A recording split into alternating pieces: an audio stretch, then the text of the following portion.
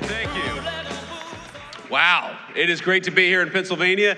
It's a good day. Anytime you get out of Washington, D.C., and I gotta tell you, I wanna go to the bar and drink whatever these guys over here are drinking, because they are having a good time. They're having a good time. I wanna thank a few people before I get started here. First of all, I'm so honored to be joined by our wonderful second lady, Usha Vance, my lovely wife, Usha.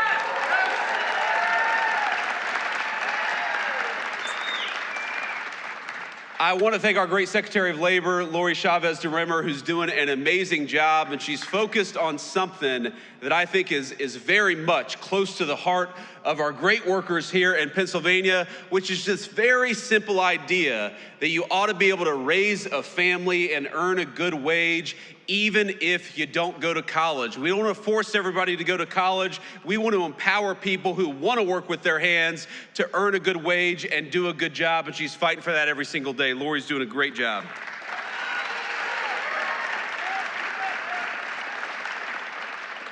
We have got our great Congressman, Ryan McKenzie. Ryan, please stand up and say hello to everybody. Ryan is doing a good job in Washington.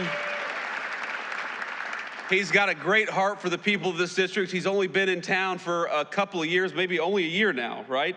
That you've been in Congress. And you see it all the time. You see it with Democrats and Republicans. Sometimes people go to Washington and forget who they serve. Not Ryan McKenzie. You are very lucky in Pennsylvania to have one of the good ones, and Ryan is helping us every single day fight for American workers.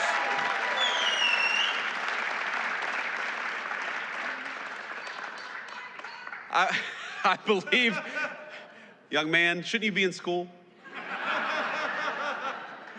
We got a great young patriot over here. You ought to come up and take a photo afterwards. But I also want to give a shout out to Treasurer Stacey Garrity. Stacey, thanks for everything that you do, and thanks for being here today. Where is she? There we go. And of course, finally, to all the employees and the management, the good people of Uline for making it possible to be here. This is a massive facility, and I think that it speaks to what's going on in the United States of America under the past 10 months of Donald J. Trump's presidential leadership.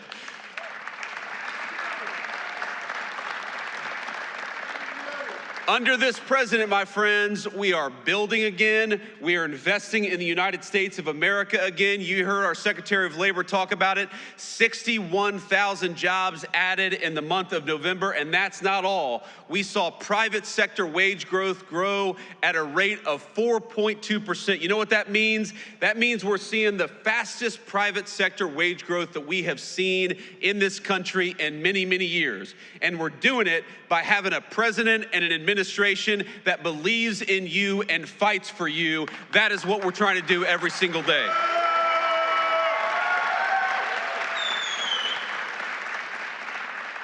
Now, I will say, as excited as I was to be here this morning, I remember when I got off the airplane, and it is cold. And, you know, like a good gentleman, I let my wife come down the steps first, and then I get to the bottom of the steps, and there's a bunch of firefighters from the great Lehigh Valley who want to take a photo with me. And obviously, I love our firefighters. I'm happy to take a photo. Now, here's the problem. To the right of me is all these media cameras, probably broadcasting my every moment on national television. Some of the fake news gathered with us here today. And to the left of me is these great firefighters, and there before me is a sheet of black ice. And I think to myself, if I walk over to those guys and take this photo, I am gonna bust my you-know-what. I'm not gonna say it because we have this very bright young man here. I don't want to teach you any bad words. I don't want your mom and dad to be mad at me. So I do what any self-respecting man would do in a situation like that. I send my wife to go and take a photo with the firefighters. No, I didn't. I actually didn't. I did it the right way, but I did do sort of the Biden slow shuffle to get over there.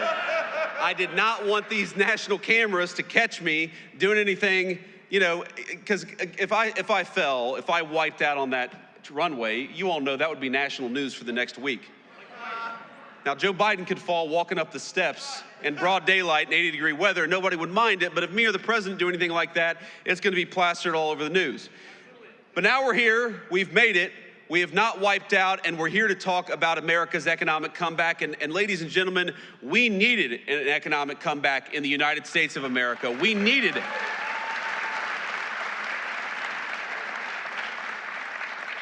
When we talk about all the wage growth, when we talk about all the people who are coming into the United States to invest in the American worker, we've got real money, real jobs, and real opportunity. What that means for the state of Pennsylvania is that in just the last 11 months, we're creating 60,000 good-paying jobs for Pennsylvania families, and we're bringing in, just in this one Commonwealth, $100 billion of new investment into this great place. That is real opportunity for the American people.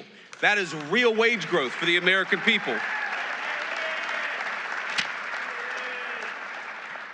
And look, I grew up in a community. I was raised by my grandmother in a community where, when I was growing up, the factories were closing down. And those good paying jobs, they weren't coming into our communities, they were getting shipped overseas by politicians in Washington, D.C. The President of the United States has set this entire administration on a different course. We are sick of rewarding companies that ship jobs overseas. We're gonna reward companies that build right here in America and give Americans good wages to do it.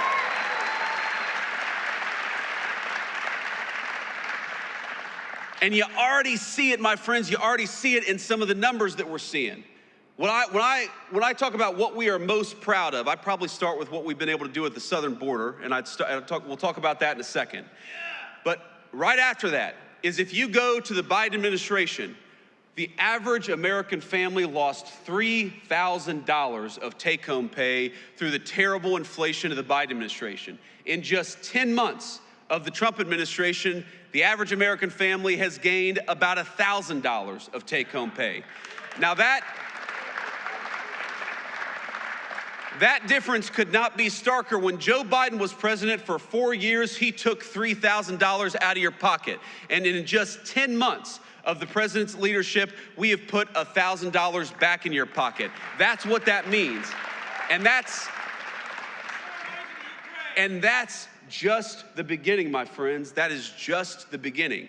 Because if you look at what we are doing every single day, you are going to have, and if this doesn't turn out to be true, I'll come back here and you can all tell me I'm wrong, but I'm telling you it's going to be true. You are going to have middle-class Americans, middle-class Pennsylvanians, some of the best tax season in 2026 that you've ever had.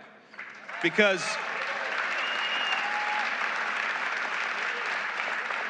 if you look at no taxes on overtime, no taxes on tips, when we talk about no taxes on your auto loans if you buy an American-made car, now those are political words. I'm sure you've heard them on TV, but starting with tax season in just a couple of weeks, you're gonna see that in your tax refund. That's what that means, more money in your pocket, because you've got a president and a Congress that are fighting for you for a change, and that's exactly what it should be.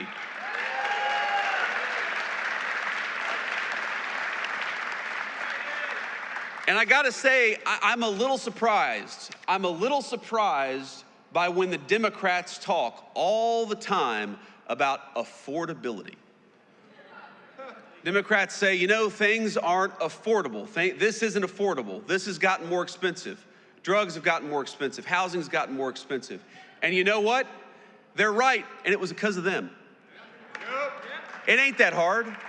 If you go back to the 4 years of the Biden administration, why did housing get so expensive, double in price during the Biden administration? It's because Joe Biden let in 20 million illegal immigrants who took homes that ought by right go to American citizens and to the people of this great state.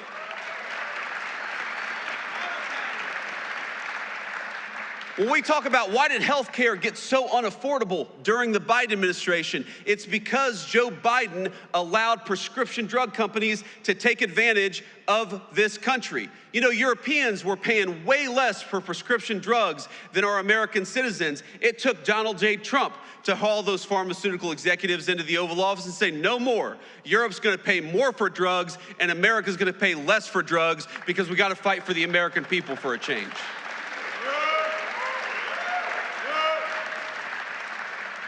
Why have rents gone down for 4 consecutive months? And I know they're still too high. But why have rents gone down for 4 consecutive months? Because we're starting to get those illegal aliens out of the United States of America. Those criminals, those gang members, those people who are taking homes that ought by right go to the people in this room and your children and your grandchildren.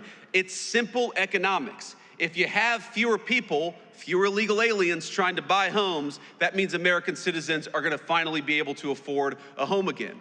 It's very, very simple economics. When you ask, why is it that we have trillions of dollars of new investment coming into the United States of America? Because we finally got a president who says, if you're gonna build in America, if you're gonna invest in America, we're gonna make it easy for you. But if you're not gonna build anything in America, if you're gonna try to ship an American job overseas, then we are gonna penalize you for doing something overseas that you ought to do in the United States of America. That's why we've got so much money coming in.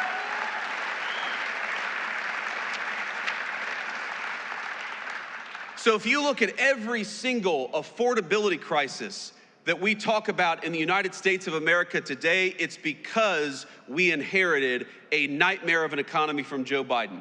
The highest peacetime debt and deficits in the history of the United States of America, that blows the door off inflation.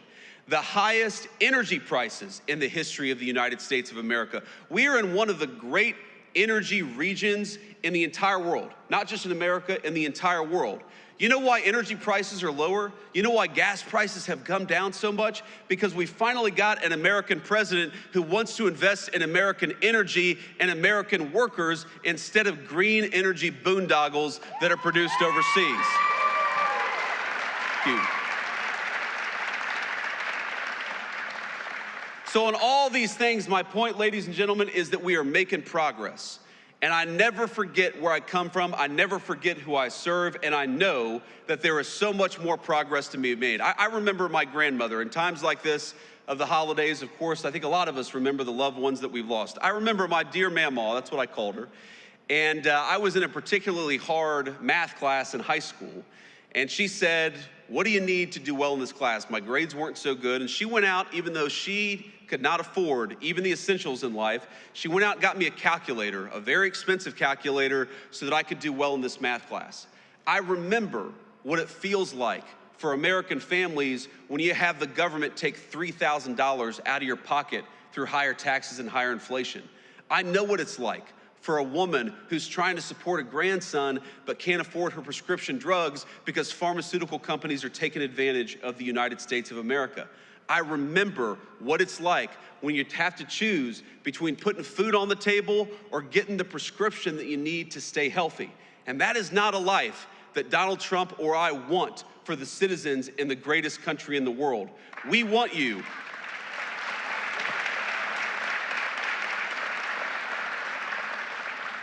We want you to be able to afford the things that you have to give your kids and your grandkids a good life.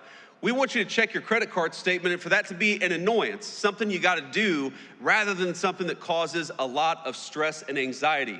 We don't want a single parent or grandparent to have to look at their checking account and decide whether they're gonna buy food or whether they're gonna buy medicine this month. We are fighting for you every single day, and I don't want you to think for 1 second that because Joe Biden gave us the worst economy in the world that we forget it. No, we know. We know exactly what we were left with. We know exactly the consequences that it's caused for so many of our great families all across Pennsylvania. And I promise you, there is no person more impatient to solve the affordability crisis than Donald J. Trump, the President of the United States.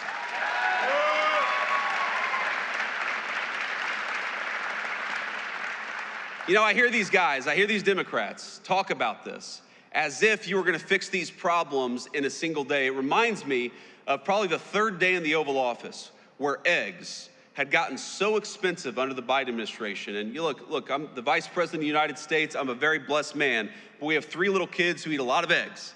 And so I know the price of a dozen eggs. So the price of eggs got really high during the Biden administration. It was the third day in the White House and some reporter said, what are you doing about the price of eggs? Haven't you seen they're so expensive? And the president's like, lady, we've been here for 3 days. It takes a little bit of time to fix something that was so fundamentally broken. And so when I hear the Democrats talk about the affordability crisis that they created, it's a little bit like Charles Manson criticizing violent crime. Look in the mirror, my friend. You are the cause of the problem, and Donald J. Trump's administration is the solution to the problem that you created.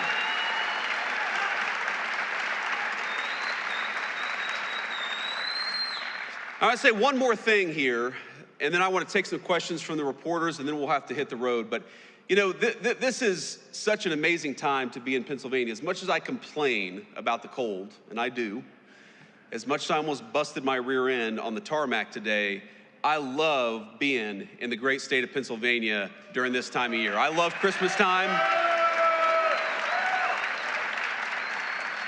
I love the beautiful trees. I love the snow on the hills. I love everything about this state this time of year. It reminds me a lot of my home state of Ohio for reasons that you all know well. But here's the thing. During this Christmas time, I think that we got to remember that we have a lot in the United States of America to be grateful for, and I am at the very top of the list of people who have a lot to be grateful for. I'm very grateful to my beautiful wife and our healthy kids.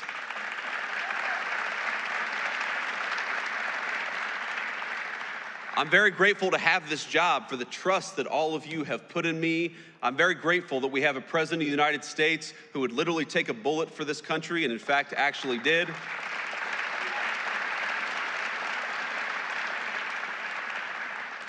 But I just ask all of you to count your blessings this holiday season, because there is a lot good out there. There's a lot that we're still working to fix. But I just wanted to say, from the President of the United States, from the entire administration, my friends in Pennsylvania, Merry Christmas to you. I hope your families have a Happy New Year. Thank you.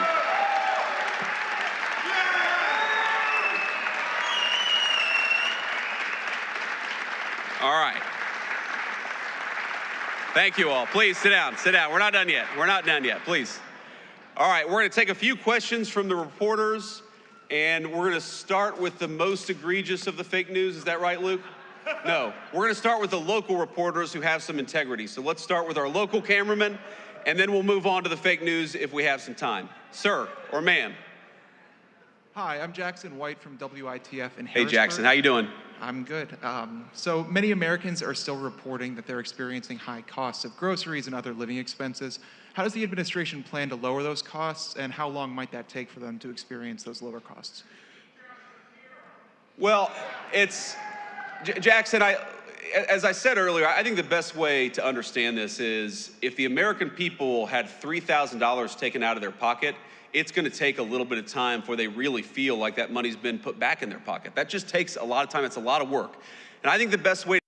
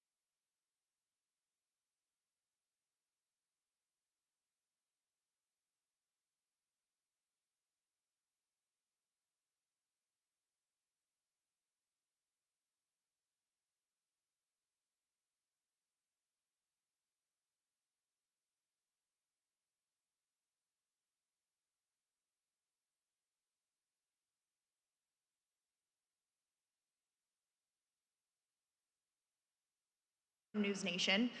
As I'm sure you know, recent polling shows most Americans don't approve of how the Trump administration is handling the economy. I hear what you're saying, that it's going to take time to fix things, but the political reality is that the midterms are next year. Are you worried that affordability is a political liability for your administration and for Republicans? Look, I'm not worried about the politics because I believe fundamentally in the wisdom of the American people. When we go out there and we tell our story, that gasoline and energy got way too high under Joe Biden's administration, but we've lowered the cost of energy, the American people will understand that. The American people know that.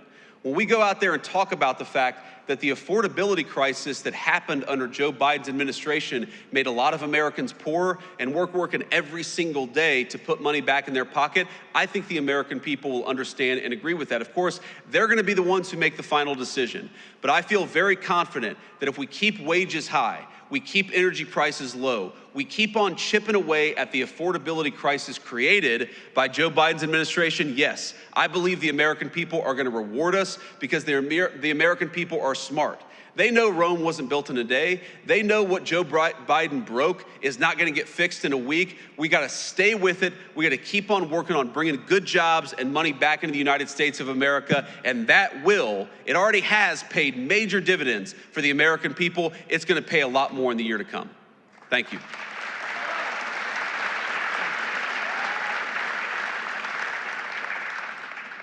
Thank you, Mr. Vice President. This is Elizabeth Mitchell from the Daily Signal. The health care bill released Friday by the GOP doesn't include health savings accounts.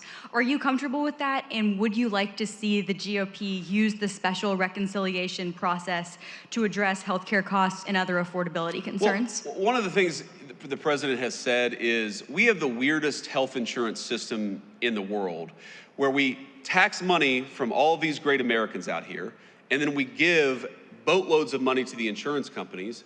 Why don't we give that money to the American people and let them buy insurance that works for them and their families? I mean, if you look at insurance company profits, they have been skyrocketing ever since Obamacare was passed. The insurance companies have done very well under Obamacare. You know who hasn't done well under the Obamacare system of giving boatloads of money to the American people? All of you.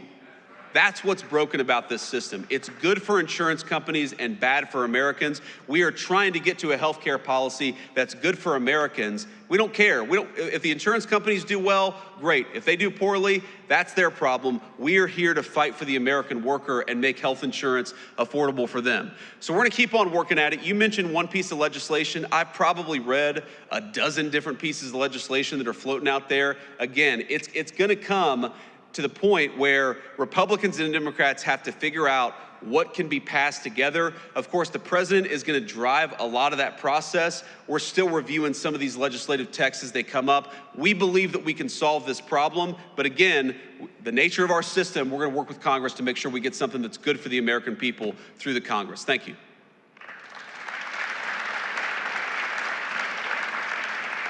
Thank you, Mr. Vice President. This is Irie Sentner from Politico. President Trump last week gave his economy a grade of A++++. What grade would you give the economy today? A++++.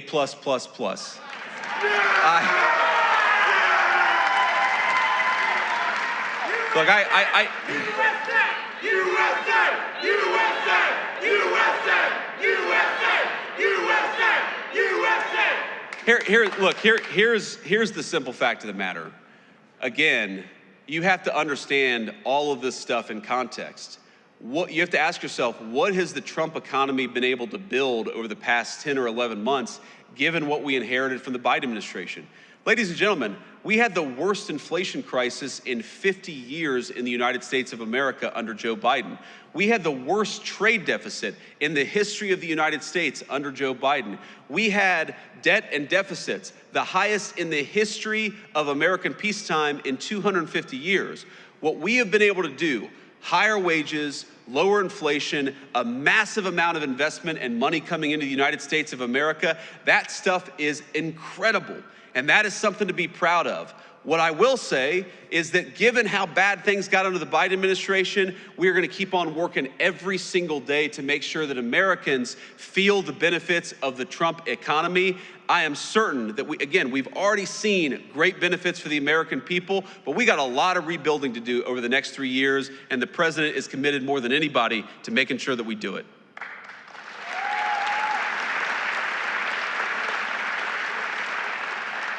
Hi there, Vice President J.D. Vance. This is Rob Manch with 69 News, WFMZ. The jobs report you mentioned this morning, you said 60,000 jobs were added in November. However, it also said 100,000 jobs were lost in October, and the unemployment rate currently stands at 4.6%, which is the highest since the pandemic. So my question is, how do you inspire companies to hire people if people don't have jobs? Income tax cuts aren't going to help them.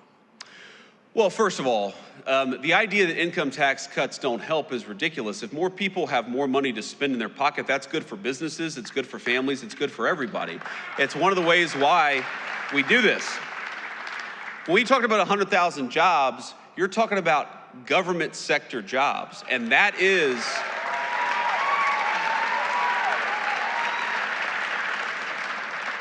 in a lot of ways the entire story of what we're trying to do under President Trump's leadership. We want to fire bureaucrats and hire these great Americans out here. That's what we're trying to do. Now, you mentioned, this is an important point, you mentioned the unemployment rate ticking up to 4.6%. I think this is a very, very important point, because you know what that means? What that data shows, you got to get in the weeds a little bit. The unemployment rate only counts the people who are looking for work. So let's say you dropped out of work 2 years ago, you haven't been searching for a job. Well, you're unemployed, but you're not counted in the official unemployment statistics. What you're seeing as wages go up, as more investment comes into our country, is that people who weren't looking for work under Biden's administration are getting out there and looking for work in the Trump administration. That's exactly what we want. We want to get people off the sidelines and give them a good job with good pay, and we're seeing a lot of evidence that that is happening under President Trump's leadership.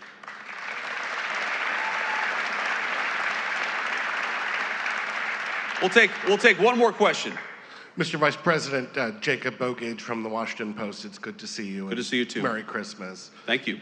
Same to you.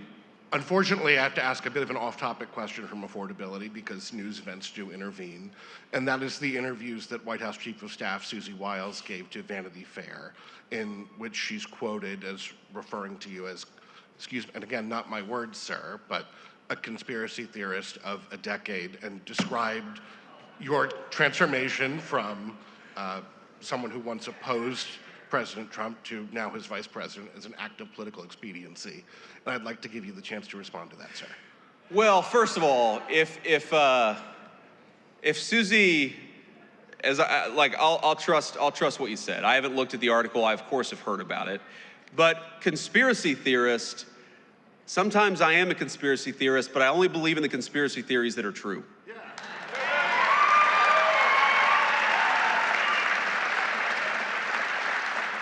And by the way, Susie and I have joked in private and in public about that for a long time. For example, I believed in the crazy conspiracy theory back in 2020 that it was stupid to mask 3-year-olds at the height of the COVID pandemic, that we should actually let them develop some language skills.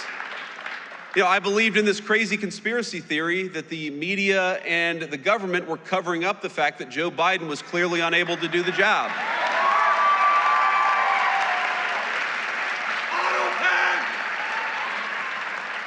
And I believed in the conspiracy theory that Joe Biden was trying to throw his political opponents in jail rather than win an argument against his political opponents. So, at least on some of these conspiracy theories, it turns out that a conspiracy theory is just something that was true 6 months before the media admitted it. And that's my understanding. Now, look, I do want to say something about Susie, though, because, again, having not read this article, Susie is a person I've come to know very, very well. And, you know, a lot of you probably ask yourself, what is it like behind the scenes? What's going on actually behind the scenes of the Trump administration? And I'll tell you, the president is exactly in private who he is in public. Like, I'll tell you a little story. Maybe a week or so ago, I walk into the Oval Office and Marco and I are sitting there talking with the president about something. He says, stop. And he looks at our shoes and says, you guys have terrible shoes. So he goes and gets a shoe catalog. Now remember, this is the Christmas season, so the president's got some holiday cheer. He goes and gets a shoe catalog and gets his favorite shoes and orders like 4 pairs of shoes for me and 4 pairs of shoes for Marco, because he's like, we need our vice president or secretary of state to look their very best. And, then we went back to talking about whatever major, international issue we were talking about. Again, he is exactly in private who he is in public. That's not true of most people in Washington, D.C. It's not. And I've seen so many people who will say one thing to the president's face, Democrats and Republicans, and then will do the exact opposite behind the scenes. You know why I really, you know what they are, and you know why I really love Susie Wiles? Because Susie is who she is in the president's presence. She's the same exact person when the president isn't around. I've never seen Susie Wiles say something to the president and then go and counteract him or subvert his will behind the scenes. And that's what you want in a staffer. Because as much as I love Susie, the American people didn't elect any staffer. They elected the President of the United States. And what you want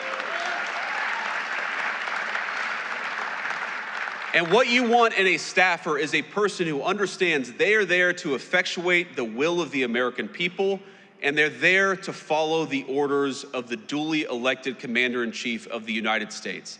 And Susie Wiles, we have our disagreements, we agree on much more than we disagree, but I've never seen her be disloyal to the President of the United States, and that makes her the best White House Chief of Staff that I think the President could ask for.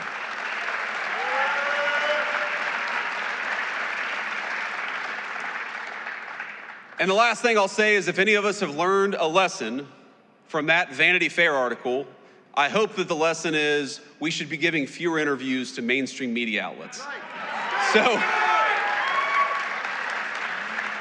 So with that lesson internalized, I'm going to stop taking questions and just leave you with one final note. And again, it's just a note of gratitude.